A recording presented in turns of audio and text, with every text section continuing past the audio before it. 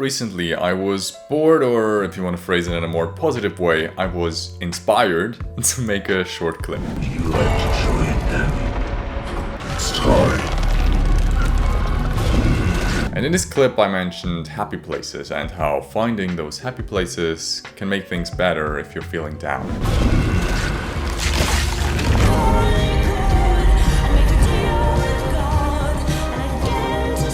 A happy place can be a literal place, so the park around the corner, or the secluded beach you visited on your last vacation, or the yoga studio you visit every Tuesday, or in my case more like the gym you visit every day and every single rest day, and God forbid deload feels like the only thing that sparks joy in your life is being taken away, and those voices, they grow louder and louder, the darkness creeps in, your eyes turn blank, and you're just waiting for it to be over.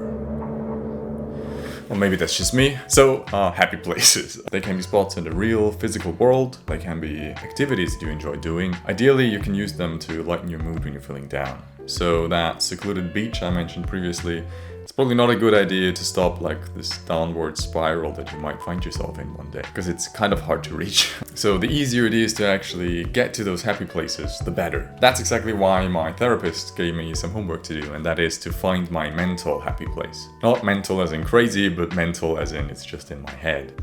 Kind of sounds crazy, but you know, so it's something that you imagine. So a mental happy place is just the same as a normal happy place. It is able to calm you down. It's able to give you whatever you need when you're feeling sad, overwhelmed, depressed, with the only difference being that it's just not in the real physical world. It doesn't exist in real life. It's just in your mind. So it's a place you made up. It's purpose-built to your exact specifications, and it's not limited by some, I don't know, pesky laws of physics, your bank account, or your current location. And the main benefit is that you can go there whenever you want. So there is no transit required because it's in your head. I mean, the only limitation might be that if you're in a busy meeting, or if you're at a busy place, it might be weird if you zone out suddenly and go to your mental happy place.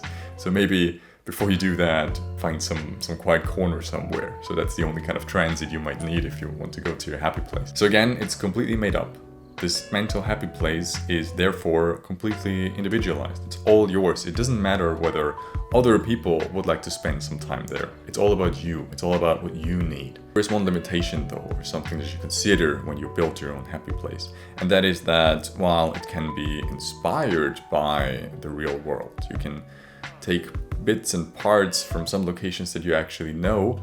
So while it can be inspired, it should not be a straight up copy of some real world location. When you go there, it should feel like its own thing, not just a copy. And in a similar vein, you should be the only one there, so there shouldn't be any other people. I guess imagining yourself in a faceless crowd, that would be fine, although I find it hard to imagine that someone would pick a location like that as their happy place, but you know, to each their own. Okay, but the point is, your mental happy place, it should not include friends, family, or even pets that you have. There's two reasons for that. So the first reason is the fact that this mental happy place, it's all yours. It's only about you. So don't bring others into it, because it might lead you to think about what they think of your mental happy place, whether they are feeling comfortable and so on. And then it kind of loses the focus on you and your own needs. Okay, but the second one is actually more crucial, and that is the fact that your mental happy place, it should be safe and it should be stable.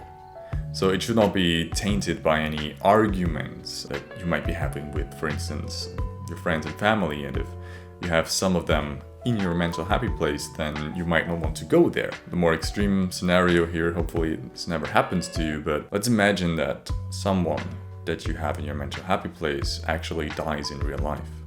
This would completely destroy your mental happy place, and at a time when you probably need it the most. So that's why it's wise to just not have any other people there. If it's just some, again, faceless crowd or some generic animal, then that's okay. Personally, I think I've kind of found mine by now. I mean, it's still under construction and I need to fill it with more details, but I think the general vibe, I think I got it. So if you want an example of a mental happy place, then this is where I go to when I'm feeling down. So I'm sitting by a small lake near an old, untouched forest. It's a nice day in early summer, so the leaves and the grass around me are still like bright green. It's warm, almost hot, being summer, but a nice cold breeze from the forest cools me down. Some crickets are chirping chirping somewhere in the background, but it's not overly loud, so it's still nice and peaceful.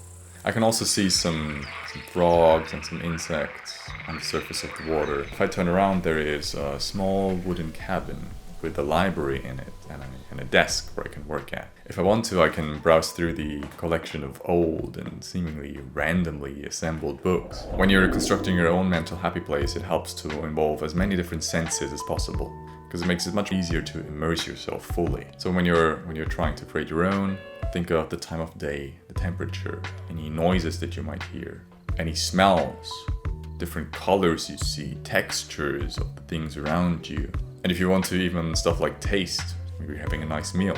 Or also like the taste of the salt in the air if you're on some beach. So again, this place should make you feel comfortable, it should make you happy, it should make you feel safe. It should help you to recenter and to give you everything that you need when you're, like having a bad day, when something is wrong, and when you just need a minute to, like recenter. This is what this mental happy place is supposed to help you with. So again, the core idea here is to have a place that you can use when you're feeling down, and because it is a mental happy place, you can just go there whenever you need it. I mean, if you want to, you can share your own happy place just like I did. Maybe it can give some other people inspiration and ideas for their own. But then again, as I said, this mental happy place is meant just for you, so whatever, just keep it to yourself. No one needs to know anything about it. If you don't want to share it, don't share it. Just keep it to yourself. And again, go there whenever you feel like you need it.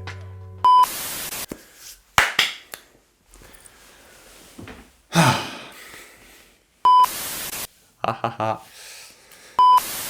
I think that's okay.